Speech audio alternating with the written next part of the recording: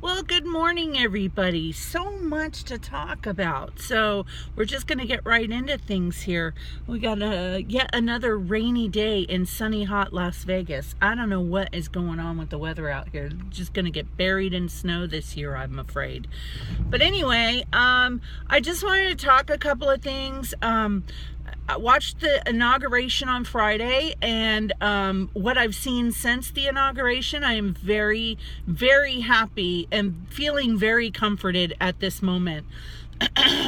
This country is so divided right now that it's hard to even stand on an opinion that goes against the status quo, and so much noise from the left as always.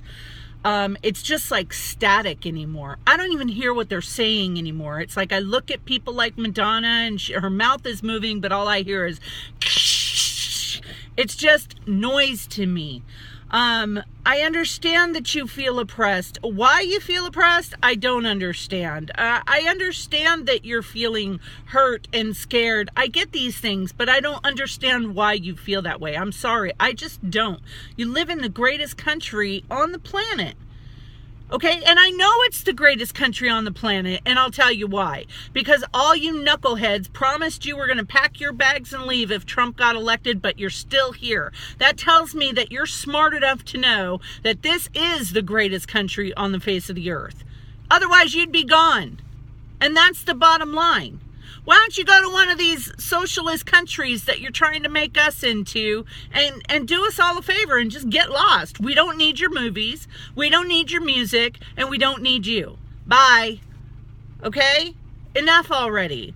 I was super comforted during that inauguration to hear about God being put back into the plan. That is exactly what this country needs. We need God back in the plan. But I also brought something else up that I really want to touch on really quick. And this is not going to be a long video because I really need to get to work this morning. But when we see new leadership coming into power, immediately everywhere we look, we see 2 Chronicles 7:14. Okay, very, very popular verse. You know, if my people who are called by my name will humble themselves and pray and seek my face, then I will hear from heaven and I will heal their land. I'm sure I probably missed a few words there, but I'm going off the cuff here. Okay, but that's the gist of the verse. Okay, if my people who are called by my name will humble themselves, pray and seek my face, then I will hear from heaven and I will heal their land. I see Christians throwing this verse around all the time, okay? Here's what I don't see, is Christians repenting and coming back to Yahweh's ways. You know, it's so easy to throw a verse out at people and make them feel like they should be doing something that they're not doing. But let me just bring to light something. That verse is not for an unbelieving people. That verse is not for the heathen. That verse is not for the Gentile. That verse is for you.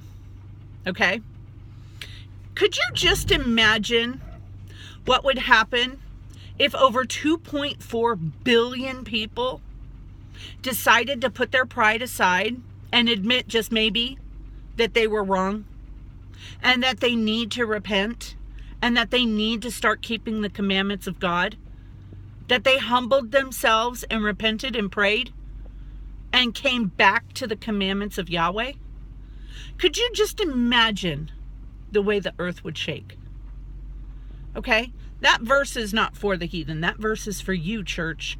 That verse is for you, church, throwing your rock concerts 3 days a week, going to church and doing the church thing, but not practicing it in your life, keeping Sundays instead of Saturdays, keeping Christmas instead of Sukkot.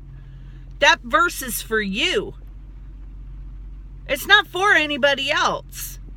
You know, one thing that I've noticed in this walk is that every time I'm watching a sermon or a teaching of some sort, the minute I feel like, oh, so-and-so needs to hear this, that verse is, that sermon's for me.